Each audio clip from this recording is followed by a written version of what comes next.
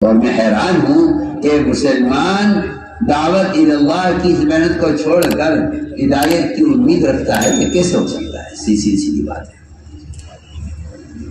وہ دنیا جس سے اللہ کو نفرت ہے، عمر ہوئی 65، وہ دنیا جس سے اللہ کو نفرت ہے، جب یہ دنیا بغیر محنت کے صرف دعا سے حاصل نہیں ہو سکتی، تو وہ دین جس سے اللہ کو محبت ہے وہ بغیر محنت سے دعاؤں سے کیسے حاصل ہو جائے گا؟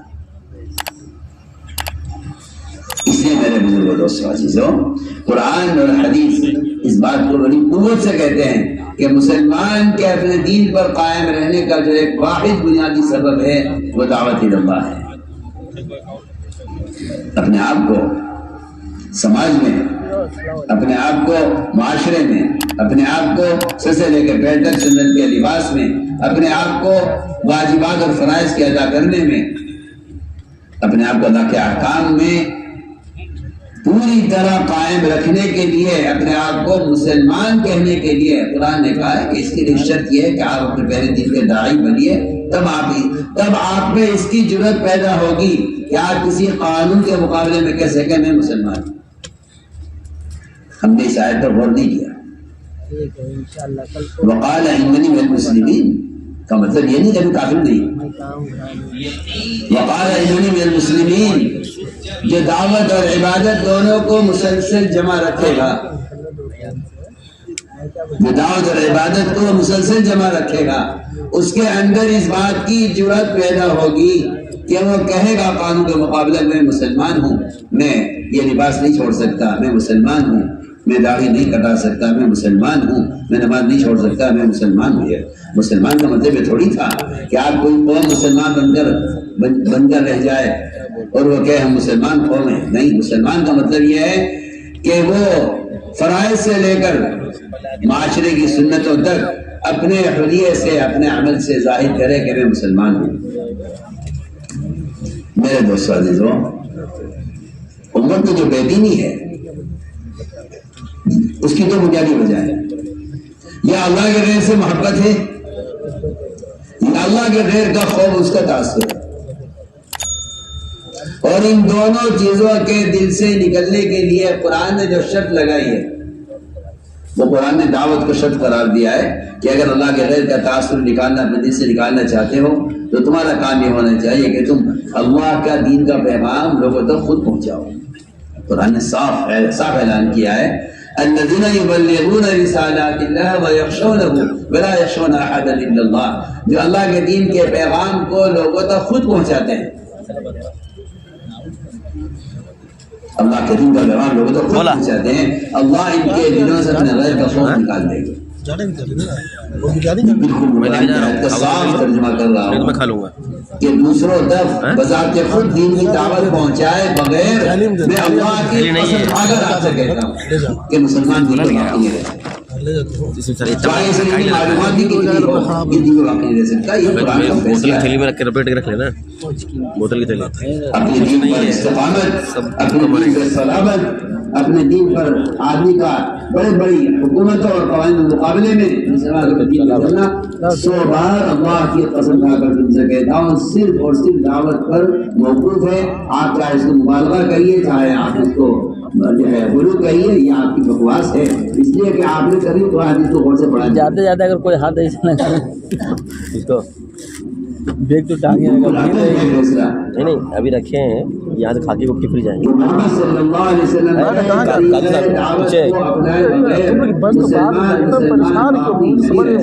اتنے گیا تو آدھا گھنٹہ لگ گیا ہے، آپ ختم ہو گئے تھے یہ داعی بن کر رہے گا یا بن کر رہے گا، یا تو یہ باطل کو دعوت دے گا حق کی طرف۔ اگر یہ خدا کی قسم کام نہیں کرے گا تو یہ باطل کی دعوت پر لبیک کہے گا اور یہ باطل کی دعوت کو قبول کرے گا۔ یہ میں بالکل آپ کو پکی ٹھکی بات قرآن حدیث کی روشنی میں دلائل کے ساتھ آپ سمجھتے ہیں تبلیغ کو نکلنا سے دین سیکھنے کے لیے سوچیے آپ یہ سمجھتے ہیں کہ دعوت دینا دین سیکھنے کے لیے؟ ابھی سب میری چپل مطلب اللہ اکبر، اس سے بڑی مسلمان کے پاس کوئی دفاعی طاقت نہیں ہے. سب سے بڑی دفاعی طاقت مسلمان کے پاس ہے تو وہ اپنے دین کی دعوت ہے. اس سے بڑی کوئی طاقت نہیں. اللہ تعالیٰ نے جس زمانے میں بھی باطل کو مغلوب کیا ہے اس کی بنیادی وجہ سے یہ ملتی ہے قرآن حدیث میں کہ مسلمان اپنے دین کی دعوت کر پائے. اس لیے ساری افواہیں باطلہ چکی ہیں ان کے سامنے، کیونکہ قرآن کا فیصلہ ہے. قرآن نے شرط لگا دی ہے. میں تو آپ سے کھل کر کہہ رہا ہوں، قرآن نے شرط لگا دی ہے ان تنصروا اللہ ینصرکم ویثبت اقدامکم. اگر تم اس کے دین کے داعی ہو، میں ترجمہ کر رہا ہوں جس طرح قرآن کا ذرا غور سے سننا،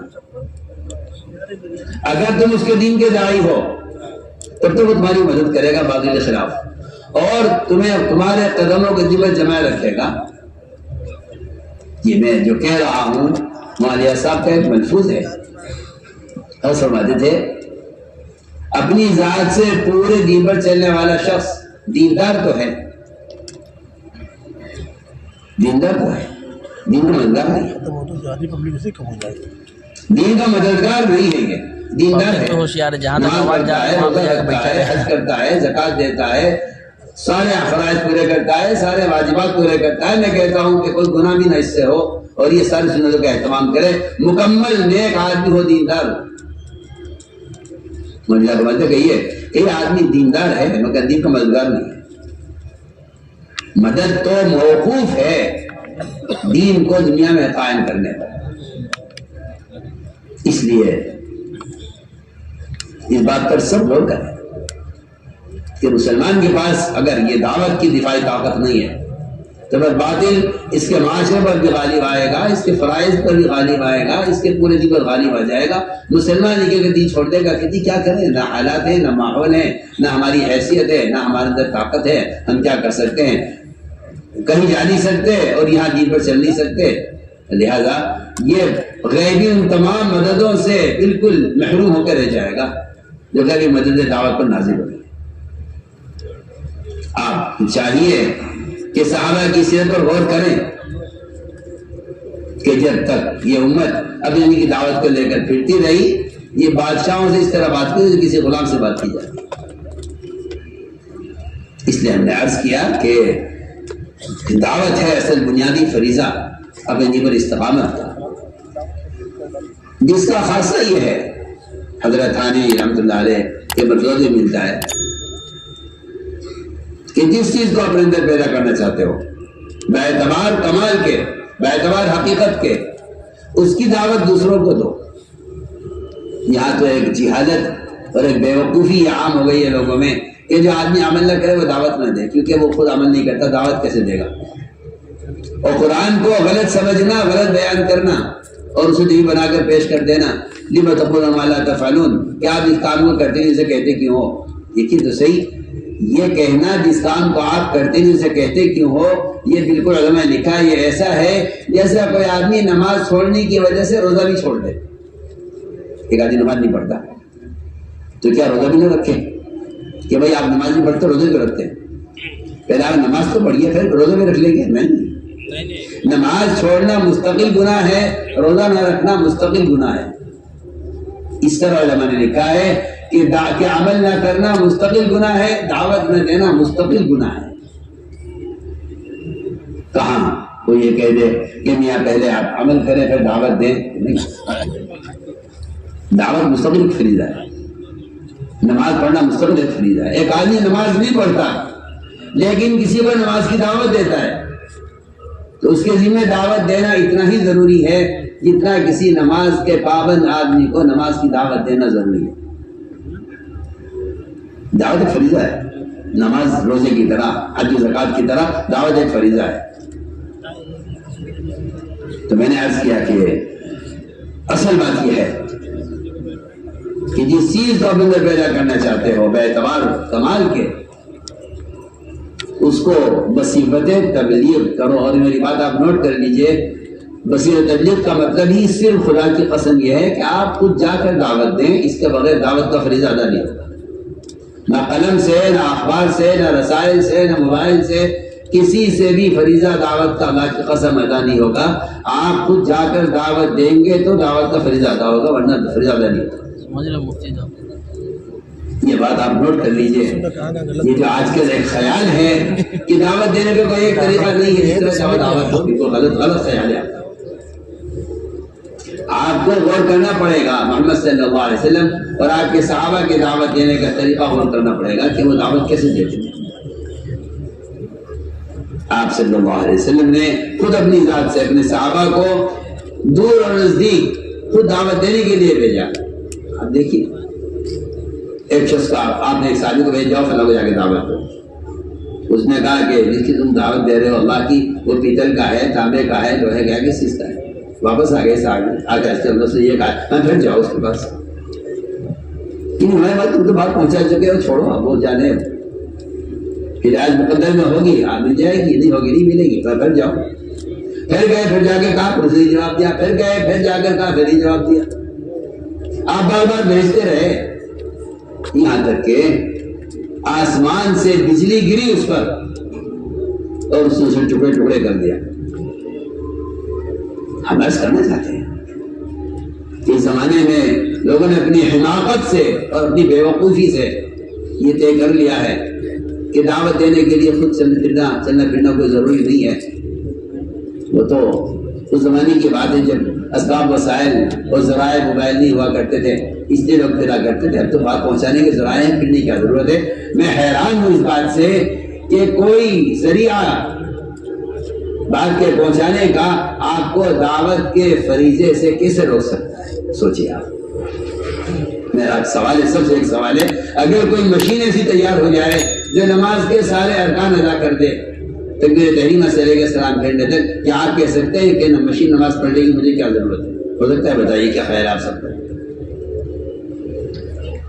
آپ کا یہ کہنا کہ دعوت اور کے ذرائع اور بھی ہیں بات کے پہنچانے کے, میں آپ سے سوال کر رہا ہوں, آپ میرے سوال کا جواب دیجیے. اگر کوئی ایسی مشین تیار ہو جائے جو نماز کے سارے فرائض ادا کر لے, اور کوئی مشکل نہیں. آج کل کے زمانے میں ٹیکنالوجی ترقی کر رہی ہے. اگر وہ ایک ایسی مشین بنا دیں جو رکوع بھی کرے, سجدہ بھی صحیح کرے, اس میں سے قرات کی آواز بھی آئے, تسبیحات بھی پوری کرے, سب کچھ کرے وہ مشین, بتائیے آپ کہہ سکتے ہیں کہ ہاں نماز ادا ہو گئی میری طرف سے, میں اس مشین کے ذریعے نماز پڑھی. نہیں, آپ کے بدن کا استعمال نماز ہے. ہم کہتے ہیں آپ کے بدن کا استعمال دعوت ہے. میرے دوستوں, یہ سب سے بنیادی فریضہ ہے, اور میں صاف کہہ دیتا ہوں آپ سے, اور یہ بات آپ نوٹ کیجئے گا, اور یہ بات آپ یاد رکھیے گا کہ خود دعوت دیے بغیر ایمان کی تکمیل نہیں ہوتی. سب سے بڑا فریضہ اسلام میں وہ ایمان کا فریضہ ہے, اور اس کی تکمیل خود جا کر دعوت دیے بغیر اس کی تکمیل نہیں ہو سکتی. چاہے آپ تحقیق پڑھتے ہوں, تلاوت کرتے ہوں, ذکر کرتے ہوں, روزہ رکھتے ہوں, حج کرتے ہوں, زکوٰۃ وقت پر دیتے ہوں, سب کچھ صحیح ہے, لیکن ایمان کو کمال تک پہنچانے کے لیے بنیادی جو شرط ہے, بنیادی جو سبب ہے, وہ آپ کا جا کر دوسروں کو نیکی پر آمادہ کرنا, لوگوں کو برائی سے بچانا, اس کی آپ خود کوشش کریں. یہی ایمان کی تکمیل کا ایک سبب ہے. میری بات آپ بہت غور سے سنیں, میں کیا کہہ رہا ہوں. میں جو کہہ رہا ہوں اس سے بہت سے لوگ ناواقف ہیں, کیونکہ کبھی قرآن حدیث کو غور سے غور نہیں کیا, کبھی سوچا نہیں اس کو کہ ہم سے وہ فریضہ چھوٹ رہا ہے جس فریضے کے ادا کرنے پر ایمان کی تکمیل موقوف ہے. آپ میری بات پر توجہ دیں. جس فریضے کے ادا کرنے پر ایمان کی تکمیل موقوف ہے, جبکہ ایمان لانا ہر مسلمان کے ذمہ, مرد ہو یا عورت, فرض عین ہے. اتنا ایمان لانا فرض عین ہے جتنا ایمان مسلمان کو حرام سے روک دے, اتنا ایمان ہر مسلمان مرد عورت کے ذمہ فرض عین ہے. آپ بتائیے, آپ مسلمان سود کھا رہا ہے, جھوٹ بول رہا ہے, غیبت کر رہا ہے, نماز ضائع کر رہا ہے, جبکہ اتنا ایمان سیدھا مسلمان کے ذمہ فرض عین ہے جتنا ایمان اس کو حرام سے روک. سوال اس بات کا ہے کہ پھر ایمان کی تکمیل کیسے؟ دیکھو میرے دوستوں، ایمان کی تکمیل کے لیے صحابہ کرام کا ایک معمول تھا. ہم تبلیغ کے کام کو ایک تنظیم اور ایک تحریک اور ایک تبلیغی جماعت کے طور پر سوچتے ہیں کہ ایک جماعت ہے جو کام کر رہی ہے، نیک کام کر رہی ہے، ایک جماعت نیک کام کر رہی ہے. یہ سوچ بہت سچی سوچ ہے، یہ بہت سچی سوچ ہے. اصل بات یہ تھی کہ امر معروف نہی منکر کا فریضہ جو ہر مسلمان مرد و عورت کے ذمہ فرض عین ہے، اس کو مسلمان اس ارادے سے ادا کرے کہ اس سے میں اپنے ایمان میں کمال پیدا کرنا چاہتا ہوں. میں آپ سے بہت آسان بات کر رہا ہوں. ہر مسلمان آپ گشت کو تبلیغ جماعت کا کام سمجھو، میں حیران ہوں اس بات سے. آپ گشت کو تبلیغی جماعت کا کام سمجھو، آپ مسجد میں لا کر ایمان کے حلقوں میں لوگوں کو جوڑنے کو تبلیغ جماعت کی تنظیم اور تحریک سمجھیں. یہ آپ کی بہت ناسمجھی ہے، یہ آپ کا بالکل غلط خیال ہے. گاؤں میں بندو نہ اڑو کبھی کبھی. میں کہہ رہا کہ ایمان کی تکمیل فرض عین ہے ہر مسلمان کے ذمہ. امر معروف نہی منکر فرض عین ہے مسلمان کے ذمہ. پھر آپ یہ کہتے ہیں کہ ٹھیک ہے، یہ تبلیغ جماعت کا طریقہ کار ہے، اس کے علاوہ اور بھی طریقہ کار ہے. میں علماء سے بھی عرض کر رہا ہوں، عوام سے بھی عرض کر رہا ہوں. اب علماء کا نام کیا پہلے؟ امام بخاری رحمۃ اللہ علیہ کا مذہب ہے کہ ایمان میں زیادتی ہوتی ہے. یہ ان کا مذہب ہے کہ ایمان ایک حالت پر نہیں رہتا، بڑھتا ہے. امام بخاری رحمۃ اللہ علیہ ایمان کی زیادتی کو بتانے کے لیے اپنی دلیل پیش کر رہے ہیں اور یہ کہہ رہے ہیں کہ معاذ بن جبل رضی اللہ تعالیٰ عنہ وہ لوگوں سے ملاقاتیں کر کے کہتے تھے آؤ اٹھو ہمارے ساتھ، آؤ بیٹھو ایمان کے حلقوں ہمارے ساتھ، اگر پر ایمان لے آئے. آپ سب چیز اجلس بنا نور ساعتن، آؤ بیٹھو ہمارے ساتھ ایمان کے حلقے میں، کوئی جگہ پر ایمان لے آئے. میرے دوستوں، یہ میں آپ کو بالکل واضح طور پر اور دلیل کے طور پر آپ کو پیش کرتا ہوں. جب ایک مسلمان کسی جماعت کو کشف کرتے ہوئے دیکھتا ہے تو یہ سوچتا ہے کہ یہ تبلیغی جماعت کے لوگ ہیں جو یہ اپنی ایک تحریکی کام کر رہے ہیں. حالانکہ یہ امر معروف نہی منکر کے فریضے کو ادا کرنا یہ گشت کا موضوع ہے، اور اس کے ذریعے ایمان کو کمال تک پہنچانا یہ گشت کی غرض ہے. یہ غرض ہماری ہے. عمر رضی اللہ تعالیٰ عنہ بازاروں میں ایک ایک کا ہاتھ پکڑتے، ایک ایک سے ملاقات کرتے اور کہتے اٹھو ہمارے ساتھ، اٹھو ہمارے ساتھ، آؤ ہمارے ساتھ، چلو ہمارے ساتھ. لوگوں کے ہاتھ پکڑتے دو کے کھلے بازار میں. ہم نے گشت کا موضوع ملاقاتیں بنا لیا ہے. کبھی جاؤ وہاں جاؤ، کسی دفتر میں، کسی کے گھر میں، کسی کے کارخانے میں، کسی کی دکان میں جا کے بیٹھ جاؤ، وہاں دین کی بات کرو، ان کے کان میں دین کی بات ڈال کے آ جاؤ تاکہ تمہاری ذمہ داری پوری ہو جائے. وہ عمل کرے نہ کرے. میں حیران ہوں آپ کی اس گشت سے، اور میں حیران ہوں آپ کی سوچ سے، جبکہ گشت کا مقصد یہ ہے، آپ میری بات کو توجہ دینا ذرا، گشت کا مقصد یہ ہے کہ ایک آدمی کسی کنویں میں، کسی گڑھے میں گر گیا ہے، اگر آپ اس کو نکلنے کی ترغیب دے کر آ جائیں، کیا خیال ہے آپ کی؟ اس کی جان بچائے گی؟ بولیے آپ. ایک آدمی کسی گڑھے میں گر گیا، کسی کنویں میں گر گیا، آپ اس کنویں پر جائیں، اس گڑھے پر کھڑے ہو کر اس کو نکلنے کی ترغیب دے کر آ جائیں، بتائیے کیا اس کی جان بچائے گی؟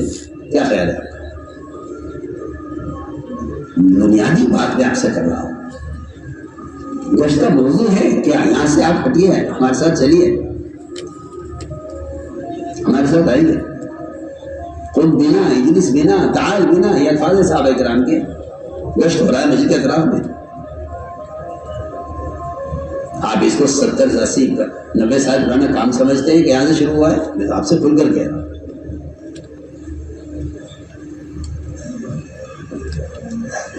عمر رضی دیا فرمایا کرتے تھے کہ میں ایک ایک دو کے ہاتھ پکڑتا تھا اور انہیں مسجد کے ماحول میں لے کر آتا تھا. اور کیا فرماتے ہیں تو ان کا قول نقل کر رہا ہوں. فرماتے تھے یہ کام میں اس لیے کرتا تھا تاکہ میرے ایمان میں زیادتی ہو. اب بتائیے آپ عمر جیسے آدمی اپنے ایمان کی تکمیل کے لیے مسجد کے اطراف میں لوگوں کے ہاتھ پکڑ پکڑ کے مسجد میں لا رہا ہے تو میرے آپ کے ایمان کا کیا حال ہے؟ بتائیے اس بارے میں کیا خیال ہے آپ کا کہ میرے لیے یہ کام کتنا ضروری ہوگا جو میری حالت ہے میرے دین کی اور میرے ایمان کی. اور وہاں وہ عمر بن خطاب کے بارے میں ہے کہ میرے بعد نبی کیونکہ نبی ہو سکتا عمر نبی ہو سکتا کہ آپ نے فرمایا. اور وہ اپنے ایمان کی تکمیل کے لیے لوگوں سے ملاقاتیں کر کے کہہ رہے ہیں کہ آؤ میرے ساتھ مسجد میں آ جاؤ اس سے میرے پر ایمان لے آؤ. میں پہلی بات عرض کر رہا ہوں کہ یہ جو مسجدوں میں ایمان کے حلقے قائم کر کے لوگوں سے ملاقاتیں کر کے انہیں مسجد کے حلقوں میں ایمان کے حلقوں میں لانا اصل بات یہ تھی کہ دلوں سے اللہ کے غیر کا تاثر نکالنا ہے. گشت کا موضوع ہے. ایک صاحب پوچھے تھے میرے سے کہ گشت میں کیا بات کریں. میں نے کہا گشت بات کرنے کی جگہ ہے یہ ہاتھ پکڑ کے مسجد میں لانے کے لیے.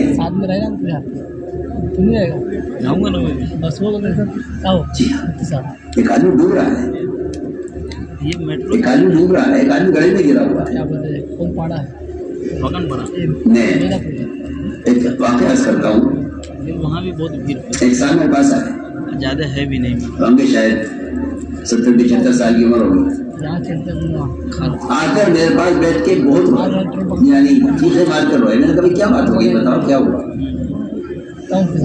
کہنے لگے میری دکان پر 20 سال سے میری دکان پر گشت ہوتا ہے. 20 سال سے میری دکان مسجد کے قریب ہے. ساری گشت کرتے ہیں آتے ہیں ملاقات کرتے ہیں چلے جاتے ہیں.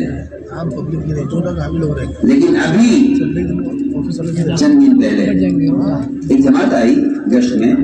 انہوں نے مجھ سے کہا کہ اگر آپ ہمارے ساتھ ہمارے گھر چائے پینے کے لیے چلے. کیسے آپ بتا رہے ہیں مجھے آپ کی محبت ہے چلیے میں چلتا ہوں.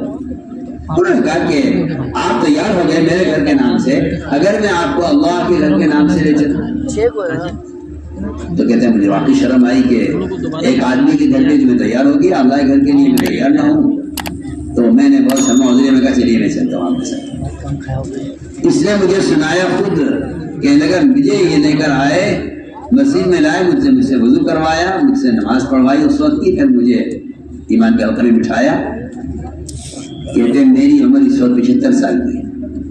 کہتے ہیں اللہ کی قسم یہ میری زندگی کا پہلا دن ہے کہ میں نے اپنے رب کو پہلی مرتبہ سجدہ کیا. یہ وہ شخص ہے جس کی دکان پر 20 سال سے گشت ہو رہا ہے. وہ بھی سمجھتا ہے دین کی بات سننا دین ہے یہ بھی سمجھتے ہیں دین کی بات پہنچانا تبلیغ ہے. میں تو حیران ہوں. ایک تو میں تو آپ سے سب سے کہہ رہا ہوں میں تو حیران ہوں آپ کے اس طریقے کار سے میں حیران ہوں.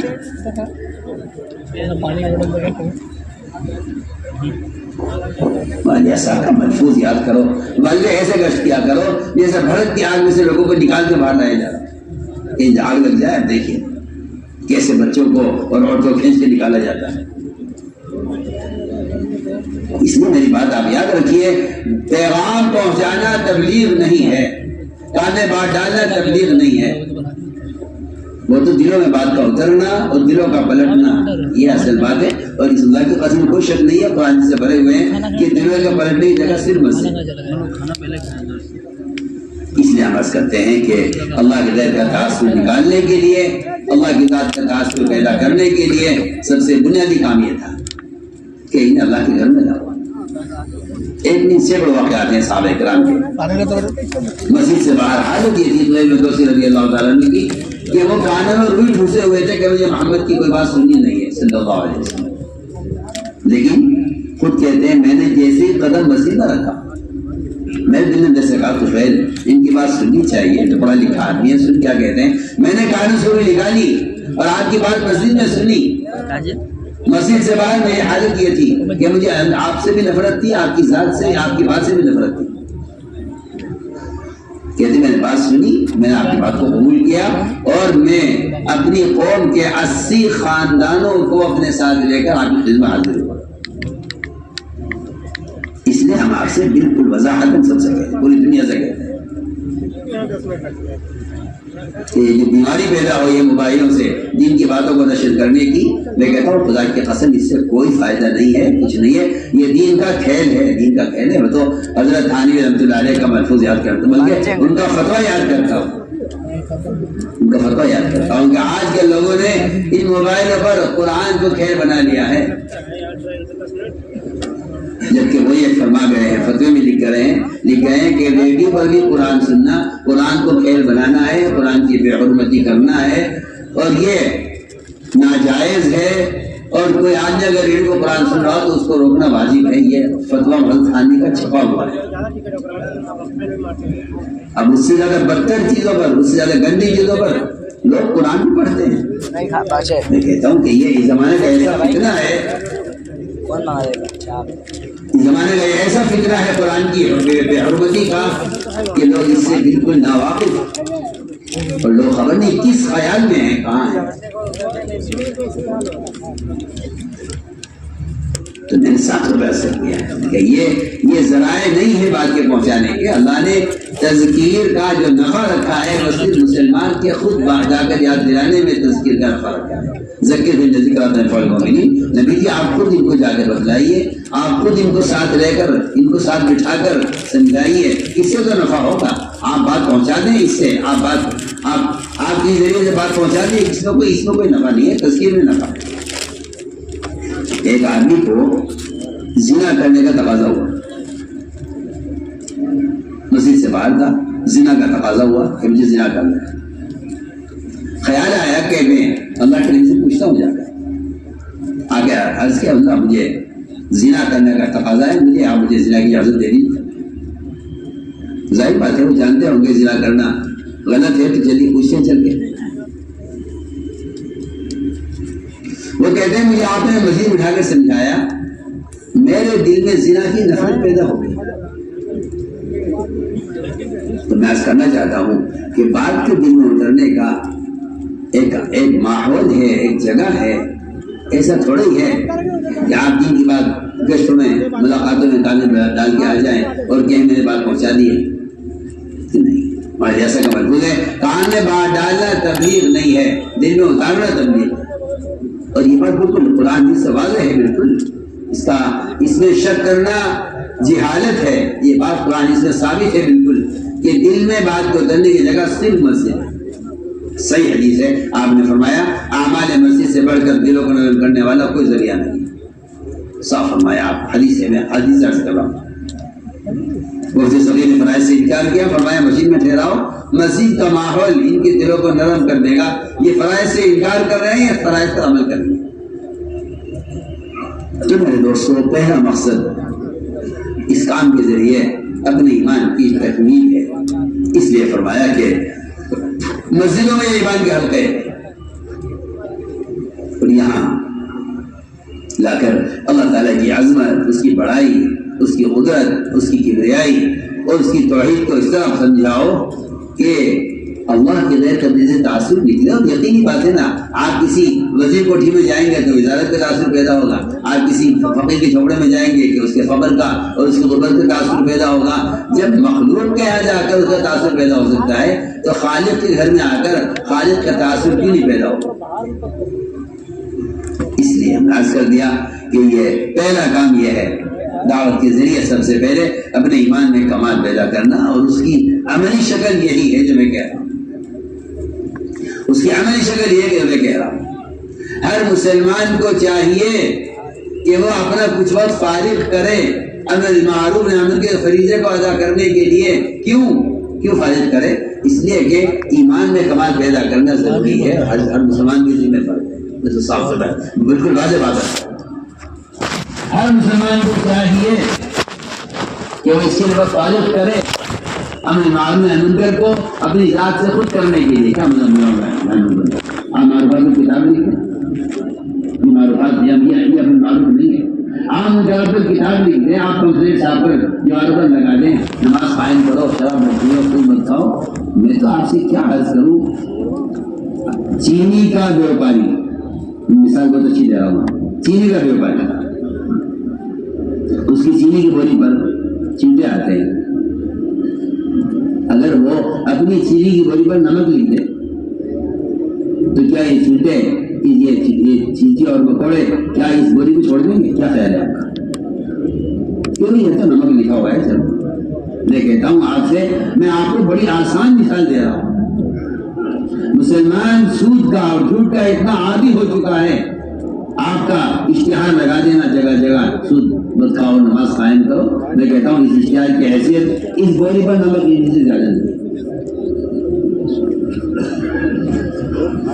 سوال اصل مسئلہ جگہ کے تبدیل کرنے کا ہے.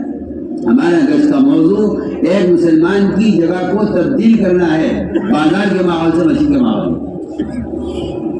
جگہ کا کو تبدیل کرنے کے لیے گشت ہے، دین کی بات پہنچانے کے لیے گشت نہیں ہے. میری آپ کو سب پرانے نئے جتنے سب نوٹ کر لیں میری بات. گشت کا موضوع ہے مسلمان کی جگہ کو تبدیل کرنا.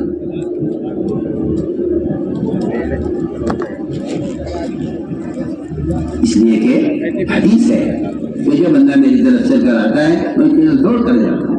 اللہ فرما رہے ہیں اللہ اکبر، اللہ دوڑ کر آئے نا. آپ سوچیں دوسری اللہ فرما رہے ابھی تو حوالت ہے، میں دوڑ کر آتا ہوں اس کی طرف میری طرف چل کر آتا ہے. اس لیے میرا عزیز دوستو، یہ ہر مسلمان کی اپنی ضرورت ہے. ہر مسلمان کی اپنی ضرورت ہے. ہم سارے عالم سے کہتے ہیں ہر مسلمان کی اپنی ضرورت ہے، ہر مسلمان کا اپنا کام ہے. اور آپ یہ کہیں کہ نہیں اس کے اور بھی طریقے ہیں تو پھر آپ صاحب بات ہے کہ آپ رواجی طریقوں سے ان کی باتیں پھیلائیں. آپ ان موبائلوں سے اور ان سے تو پھر صاحب کہتا ہوں اس سے دعوت کا فریضہ اس سے زیادہ نہیں. اس طرح ہمیں روزانہ اپنے ایمان کی تکمیل کے لیے روزانہ وقت خارج کرنا پڑے گا، کیونکہ حکم ہے جدیدو ایمانکم، اپنے ایمان کو تازہ کر چلا کرو. میں آپ کو ایک مثال عرض کرتا ہوں. اگر آپ صبح نکل جائیں ذرا قصائیوں کے محلے میں تو آپ کو صبح سارے قصائی آپ کو چھری پر ڈھال لگاتے ملیں گے. آپ ذرا نکل جائیے کسی بڑھئی اور کارپینٹر کے محلے میں تو آپ کو سارے بڑھئی اس وقت اپنے اوزاروں پر دھار لگاتے ہوئے ملیں گے. بھائی کیا کر رہے تھے یہ بیٹھے ہوئے، یہ کیا کام کر رہے ہیں؟ وہ یہ کہیں گے کہ ہمیں ان اوزاروں سے دن بھر کام لینا ہے، لکڑیاں کاٹنی ہے، چھیلنی ہے، رندے چلانے ہیں، آری چلانی ہے. ہم صبح اس میں دھار لگاتے ہیں تاکہ شام تک ان کے ذریعے سے کام لیتے رہیں. میں بہت آسان مثال آپ کو پیش کروں. صبح آپ دیکھیں دن بھر یہ اوزار آدمی استعمال کرتا ہے اور صبح کو ان سب اوزاروں پر ڈھال لگاتا ہے. اتنی آسان مثال موبائل میرا آن ہو رہا تھا، یہ لوگ مسلمان کو صبح سے لے کے شام تک فرائض بھی ادا کرنے، احکام بھی پورے کرنے، معاشرے کے احکام پورے کرنے، یہ ان احکام کو پورا کرنے کے لیے اپنے اندر ایمان کی قوت پیدا کرے. اس کے لیے کی بورڈ آئے گا تو مسلمان کو چاہیے کی بورڈ آئی نہیں حاجت کر کے مسجد میں آئے کہ مجھے رات تک یہاں ایمان کے حلقوں میں بیٹھ کر مجھے اپنے ایمان کو تازہ کرنا ہے، اس پر دھار لگانی ہے تاکہ میں شام تک اس ایمان کی قوت سے اللہ کے احکام پورے کرتے رہوں. کتنی آسان بات ہے، اگر کوئی سمجھے اس کو تو غور کرے. کتنا زمانے کے بعد ہمارا اصل اصول یہ ہے بہت دن کے بعد شفٹ ہو گئے. ہر مسجد میں صبح فجر کے بعد ہر آدمی اس کی پوری کوشش کرے کہ وہ عید کی نماز مسجد میں پڑھے اور نماز پڑھ کر مسجد میں بیٹھ جائے. یہ سنت ہے، میں سنت ہے عرض کروں اور بیٹھ کر یہاں ایمان کے حلقوں میں اللہ کی بڑائی کو سنیں. یہاں سے یہ اثر لے کر جائے، فنگر بھی نہیں. پھر یہ حکومت میں جائے، عدالت میں جائے، وزارت میں جائے، تجارت میں جائے، یہ جہاں جائے گا وہاں یہ ایمان کو لے کر جائے گا. اس سے بعد کے سارے چالو موبائل اللہ تعالیٰ کے فون کرتے ہو. مجھے بتاؤ تو صحیح، میری بات صحیح آ رہی نہیں آ رہی؟ کرو گے نا ان شاء اللہ.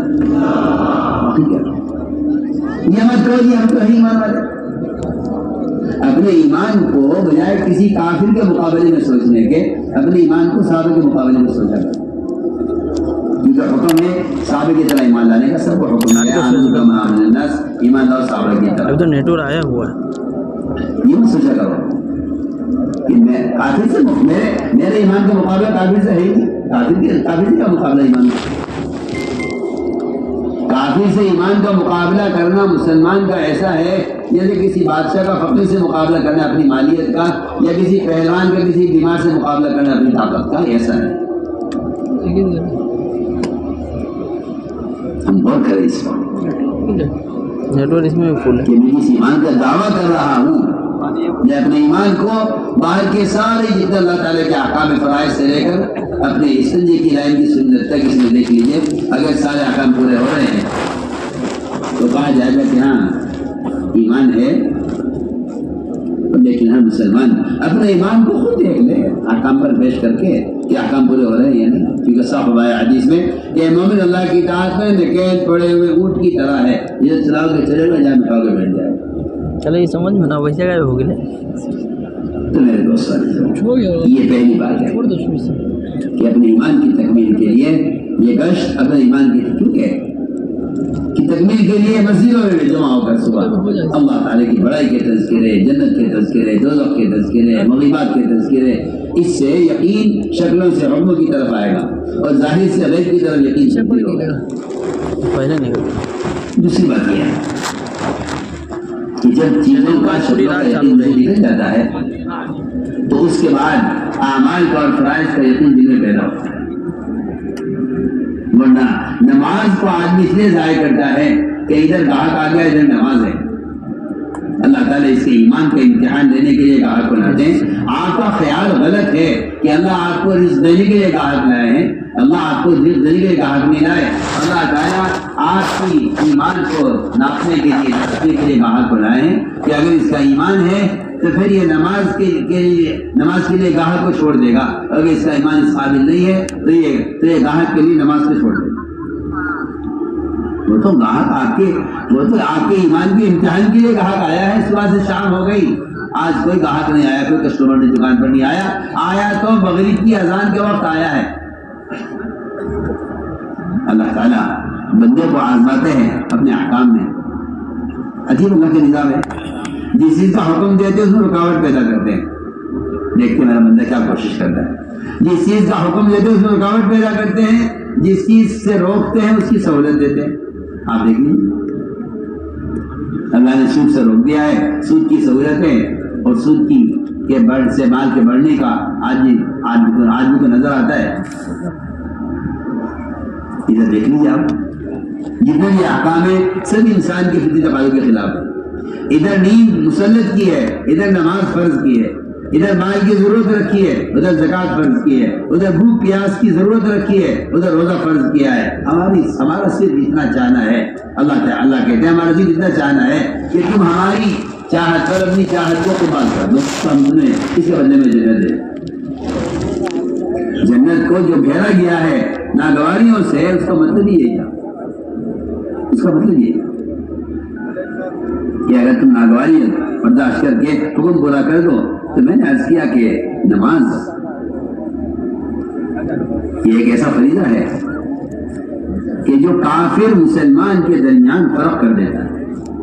آپ کافر نہیں مسلمان، اس کا فیصلہ سب سے پہلے نماز سے ہوگا۔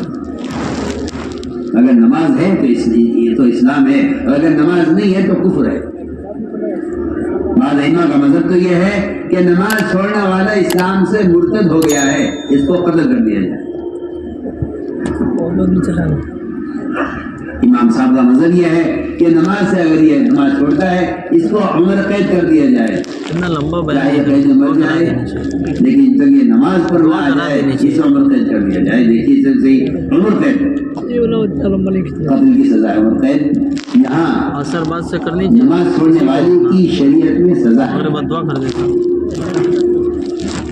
نہ چور کی یہ سزا ہے، نہ روزہ توڑنے والے کی یہ سزا ہے۔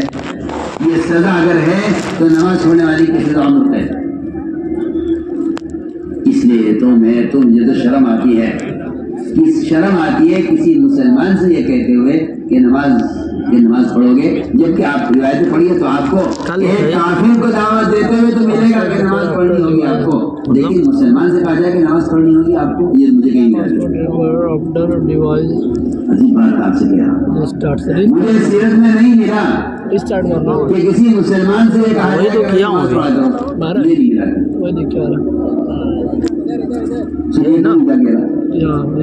ہاں کافر اگر اسلام میں داخل ہوتا ہے تو حدیث میں جگہ جگہ ملے گا آپ کو ابھی مارا ہوں وہی کہ بھائی نماز پڑھنی ہے، روزہ رکھنا ہے، حج کرنا ہے، زکات دینی ہے، آپ نے فرائض بتائیں کافروں کو، لیکن مسلمان سے کہا جائے کہ نماز پڑھا کرو، یہ نہیں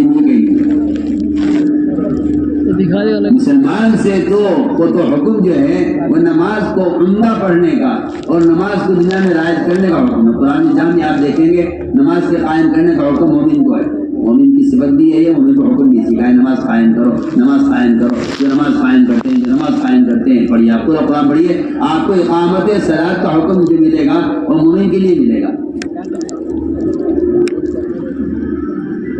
تو یہ کہنا مجمع سے نعوذ باللہ کہ بھائی نماز کبھی نہیں چھوڑیں گے، یہ کہتے ہوئے شرم آتی ہے، یہ کہتے ہوئے شرم آتی ہے۔ یہ تو ممکن نہیں ہے کہ مسلمان نماز چھوڑے۔ ہو سکتا ہے مسلمان سے غلطی ہو جائے کہ وہ شراب پی لے، ہو سکتا ہے مسلمان سے غلطی ہو جائے کہ وہ چوری کر لے، ہو سکتا ہے مسلمان پر صحت غالب آ جائے وہ غلطی سے زنا کر لے، لیکن مسلمان نماز چھوڑ دے اس کا کوئی تصور اسلام میں نہیں تھا، اس کا کوئی اسلام میں تصور نہیں تھا کہ مسلمان نماز پڑھے۔ اس لیے کہ فرق یہ ہے کہ ہندو کے درمیان کافر سارے اچھے کام کر سکتا ہے، نماز نہیں پڑھ سکتا، مسلمان سے کوئی برا کام ہو سکتا ہے، نماز نہیں چھوڑ سکتا، یہ فرق ہے دونوں کے درمیان۔ اگر نماز نہیں ہے تو پھر کفر اسلام کے درمیان کی جتنی رکاوٹیں ہو سکتی ہیں سب ختم، پھر آپ کے کفر کی طرف جانے میں کوئی رکاوٹ نہیں۔ اس لیے ہمارے تو کام میں بنیادی چیز یہی ہے کہ نکلو کیوں نکلو۔ اصل میں عرض کرتا ہوں کہ آدمی کی فطرت ہے، یہ انسان کی فطرت ہے کہ جس چیز کی آدمی کے اندر سے صلاحیت ختم ہو جاتی ہے، میں ایک آسان مثال عرض کرتا ہوں۔ ایک آدمی کا ہاتھ تیزی ٹوٹ جائے، اس کو یہاں سے یہاں پلستر باندھ دیتے ہیں، 1 مہینہ پلستر لگا رہے گا، آپ کا 2 مہینہ لگا رہے گا، 2 مہینے کے بعد جب پلستر کھلے گا تو آپ کا ہاتھ یہاں جام ہو جائے گا، ایسا ہی ہے نا؟ میں تو بہت آپ کو سمجھانے کے لیے کہہ رہا ہوں، آپ کا ہاتھ جام ہو جائے گا۔ آپ کو اس ہاتھ کو کھولنے کے لیے پھر 2 مہینے آپ کو ورزش کرنی پڑے گی اس ہاتھ کو کھولنے کے لیے، اب جام رہا نا 2 مہینے ہلا نہیں۔ میں بہت آسان مثال دے رہا ہوں کہ پلستر لگا ہوا تھا، اب پلستر کھلے گا تو اس ہاتھ کے جوڑ کو ہلاتے 2 مہینے کی کوشش کے بعد یہ ہاتھ اپنے ماحول پر آئے گا۔ میں کہنا چاہتا ہوں اس سے کہ جب آدمی کی نقل حرکت دین کے لیے ختم ہو جاتی ہے تو اس کے اندر سے اس کی استعداد ختم ہو جاتی ہے۔ بیمار آدمی ہے، عمل کی استعداد ختم ہو گئی، آپ کو اسے ہسپتال کے ماحول میں لانا پڑے گا کہ اس ماحول میں لاؤ۔ میرے دوست لو نکلنے کی اصل غرض ہے یہ کہ دنیا کے مشاغل کی وجہ سے فرائض کی اور نوافل کی عادت اور اس کی استعداد ختم ہو گئی۔ آدمی دنیا کا معاملہ رہتے اس کے اندر سے عمل کی استعداد ختم ہو جاتی ہے۔ اس میں نے مثال دی ہے، یہاں تو 2 مہینے پر اثر رہا تو ہاتھ جام ہو گیا، آدمی کے سال گزر گئے اللہ کو سجدہ کیے بغیر، اس کا جسم سجدے کی حیت پر کیسے آئے گا؟ استعداد کیسے پیدا ہوگی؟ اس کے لیے خروج ہے۔ میں کہتا ہوں خروج ایک ایسا بنیادی مقصد ہے۔ خروج لوگ کہتے ہیں خروج دین سیکھنے کے لیے، ایسے میں کہتا ہوں نہیں، خروج اس لیے ہے تاکہ کچھ وقت کے لیے یہ مسلمان اپنے کاروبار کے ماحول سے، گناہوں کے ماحول سے اور بدکاری کے ماحول سے اور ظلمتوں کے ماحول سے یہ باہر نکلے کچھ وقت کے لیے۔ لوگ کہتے ہیں نکلنے کا ضروری ہے۔ ایک شخص نے 99 قتل کیے، 99 قتل، 1-2 نہیں، جبکہ حدیث میں آتا ہے کہ اگر کوئی شخص قتل کیا جائے ایک فرد اور اس کے قتل میں آسمان کی ساری مخلوق اور زمین کی ساری مخلوق اس کے ایک آدمی کے قتل میں شریک ہو تو اللہ تعالیٰ سب کو جہنم میں ڈالے، سب کو، آسمان کی مخلوق کو اور زمین کی مخلوق۔ اگر سب کے سب ایک انسان کو قتل کرنے میں، ایک مسلمان کو قتل کرنے میں شریک ہوئے تو اللہ سب کو جہنم میں ڈالے۔ یہ مقام ہے ایک مسلمان اس نے 99 قتل کیا. ایک عابد راہب جو مستقل عبادت کیا کرتا تھا، اس سے جب کہا کہ کیا میری توبہ قبول ہو سکتی ہے؟ اس نے کہا تم نے تو 99 قتل کیے ہوئے ہیں، تمہاری عبادت تمہاری مغفرت کہاں سے ہو جائے گی؟ اس نے اس راہب کو بھی قتل کر دیا، کیونکہ بندے کی توبہ کے اللہ کے درمیان کوئی رکاوٹ نہیں بن سکتا. اس نے اس قاتل کو اللہ کی رحمت سے مایوس کیا، اس نے اس راہب کو قتل کر دیا. بتائیے 100 قتل ہو گئے تمہیں. یہ قاتل پھر فکر ہوا بھائی توبہ کرنی چاہیے، بہت پاپ کر لیے، توبہ کرنی چاہیے. پھر یہ نکلا تو ایک عالم سے ملا. میں واقعی کہتا ہوں کہ صحیح رہبری علماء ہی کر سکتے ہیں.